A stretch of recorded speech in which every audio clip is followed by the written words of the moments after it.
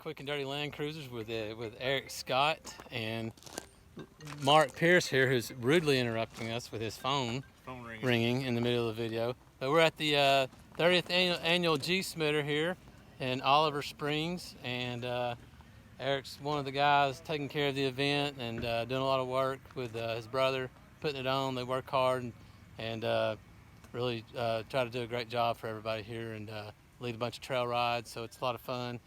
He's had a lot of issues with his head gasket on his 80 series here. I think it was head gasket, right? Initially. Well, initially thought it was head gasket. It ended up being engine. Okay, it was a flaw in the actual engine head or block. Block. Yeah. So he's going to go through and show us and talk to what happened here and how to identify this issue and know what you got going on. So. Yeah. All right, Eric, take it over. Getting on all cylinders here. So this is a 97. 97. I've had it 2 years. FJ80. It's had it 2 years. I had it 2 years. Bought it local to me. He and I bought one about the same time. At the same time, we both ended up doing engines. Yep. Yeah, we did. This one had 220,000 miles on it when I bought it. It's obviously dirty because it's been running in the trails. So when I bought it, I checked everything out on this thing that I knew to check. The only one thing I did not check was the actual coolant. Yeah. Which ended up biting me in the rear end. Because after about 4 days of driving it, I just go through it and checking everything one morning, and my overflow tank was packed full of engine oil. So this tank here. This tank here, your overflow. Yeah. Yeah.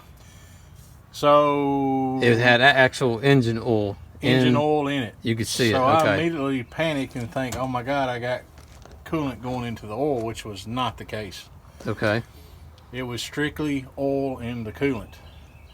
So I did the first thing. I knew the head gasket had been done on it. The previous owner had done a lot of work to this truck in the past, spent a lot of money on it. But obviously he did not tell me what was going on with it. I can't blame him because I didn't catch it. Yeah. So it ended up being a long process of trying to figure out. Initially started with a head gasket. I took it to, can I say their name? Because I hate this machine shop. Yeah, absolutely. If you're in the North Alabama area, never trust Huntsville Engines to work on your Toyota engine. Because they jack this head up. Bad. Wow. Well, the other head. But anyway, took it to them twice. So I did.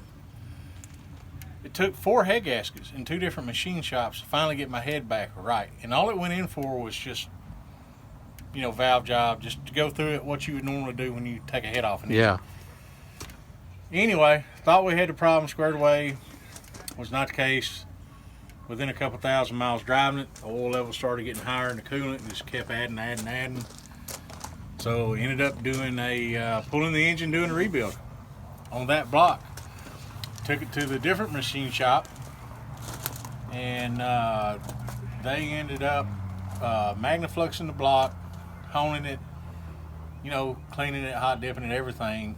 Did the head on it again. So I'm gonna go around you here. Okay. So just get a little better light. Go ahead. So everything was good. They didn't find any issues in the block, no cracks, nothing. So I went ahead and built the block that came in the truck. Got it all put back together. Truck ran great. Ended up putting about 4,000 miles on it, maybe a little less. And I kept seeing little bubbles of oil coming up in the cooling system again. Over and over and over, it just kept getting thicker and thicker. And all it was doing was just building up over time. It was turning brown. The oil was slowly getting back into the coolant. Into the cooling system. And so out of frustration and the whole process of talking to a guy at ACC Garage who had done a lot of work to this truck from the previous owner, this truck had a history with having that problem all the way back till 2011, 2012. Oh, wow. So this has been going on a while. So it's been going on for a while. So basically, the previous owner did not tell you. Previous owner didn't tell me. Like I said, I should have checked it out better. Yeah. That'd been a hard thing to find, though. It is a hard thing to find. Very hard thing to find. He knew what he was covering up. Yeah. So so I ended up thinking the LS swap, 2UZ swaps, was Yeah. considering those, but I didn't really want to get into the hassle of the wiring and making everything work and the expense of it. So I ended up finding a core block, which is this one, and building this one. Before I took it back to the machinist who had done the work on the other one, I got to talking to him, and he said the only way that was happening because you got oil going into the cooling system, not vice versa. It was not mixing it. It was not putting coolant into the engine oil. It was strictly oil in the coolant. It was oil passage. Because I had gone through the oil cooler on this engine too. Okay. And replaced all the seals, came back, replaced the outer cover. You thought it tested was the leaking oil cooler. into the just to eliminate coolant. it. And that was not the problem. So it ended up being it's got a crack in the oil passage somewhere. And so here we are, second engine. They're not cheap to build. They're not easy to get out of the truck. Yeah. So they're a royal pain. And so it's in there now. I've got 1,500 miles on it, no problems. So it's not So it's a whole new block, a whole new engine. Block, new engine. Started from scratch. What'd you do with the old block? What could you do with it? I got a guy who's buying it for the head. Okay, awesome. He's actually buying the head. I told him he's got to take the whole thing. Okay, yeah. Because the other block is the crank's good, the head's good, all that's good. Yeah. Got new valve train, cams, everything. So it's got great parts in it. Yeah, great parts. So so I made a deal with him and just waiting on him to come pick it up. You think the right guy that knows how to weld or something could fix that block? No, I don't think he'd ever get to it. You couldn't? I don't think if you could find the crack or pinhole, whatever's in there. Yeah. I don't think he would ever be able to fix it. Okay. You know, I mean, if he could go through it and maybe give it a shot, but yeah, it's the guy that did the machine work on it. He flat out said, he said, even if you could find it, he said you'd never be able to fix it. Okay. Because you know, and one guy did tell me on these 1FZs that sometimes they were kind of notorious about cracking the block, but mainly around the freeze plugs. Okay. Like on the down in here on the intake side. Yeah. So the way he put it was if they'll do that on the outside, he said they could do it on the inside just as well. Yeah. Yeah. Just as easy. Yeah. So it's kind of a. And these are cast iron blocks with an aluminum cast iron head. Blocks, aluminum heads. Yeah. So you've got. I mean, they're very reliable engines. People don't have problems with them typically, but. Nope. But anything I got can. one that did. You just yeah, and same. My truck had a piston or a rocker, a bearing go bad. Or I'm not a rocker. I'm sorry. Rod bearing go bad. I have to edit that out. Yeah. Rod bearing. So I mean, just it was a great truck, cared for truck. Just who knows? You never know what you get. Sometimes it's just gonna happen. They say these Toyota engines will last over 500,000 miles. I'd like to see the first one that has. Yeah. With minimum maintenance, but yeah. It's like anything mechanical, you're gonna have issues. And I have seen these trucks with 400,000 or 500,000 miles on them. Yeah. I mean, I have. It's I see a lot more probably with 300, 350, 320. Yeah. So they do, and they are robust and heavy duty. They do hold up. It's just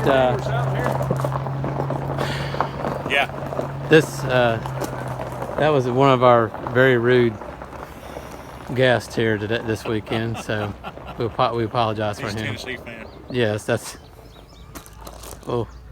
as you can see, the orange shirt and orange cub car there. Yeah. But Eric, anything else you'd like to add about that? That would help anybody dealing with this kind of issue or looking for it? No, all I can say is if you go to buy one of these, check every freaking fluid in it available. Make sure all the fluids are the right color. No mixing. They're very good trucks. I love it. I've had it, 1,500 miles on it now. I've finally been able to enjoy it. And there's both of ours there, my 97 and your 97. And so yeah, man. They are a very comfortable trail truck too. Very comfortable, very capable trail truck. I mean, I love mine on the trail. It's so much smoother than all my other Land Cruisers. Yeah, Yeah, I mean, it is. Mark's gonna find out. He's been driving a 40 series. Yeah. On these trails, and he going with it? he's gonna ride in this tonight. Cool. And find out how smooth it. See how it does. Watch something break though. Well, thank you, Eric. Yeah, man, no problem. Helping us out Give so much for the event. Yeah, give G Smitter a plug. I will, absolutely. Great Smoky Mountain Trail Ride, Southeast Toyota Land Cruiser Association. This is our 30th annual. 30 years they've been doing this. So yeah, at Windrock Park, this is our 8th year doing it here. We're going to have it the same location in 2021. So make sure you sign up, register, and come join us. Yeah, it's a lot of Hit fun. Some trails, hang out, drink some beer. Bring your family. The kids can't drink beer, but the adults can. So, but yeah, it's I mean, it's a lot of good fellowship going on at these places, and a lot of good times with buddies that people build relationships for many years out here. And it's been a lot of fun. But thanks again. Yeah, buddy. And thank you. Yeah, thanks. Glad. Appreciate it. I'm signing out.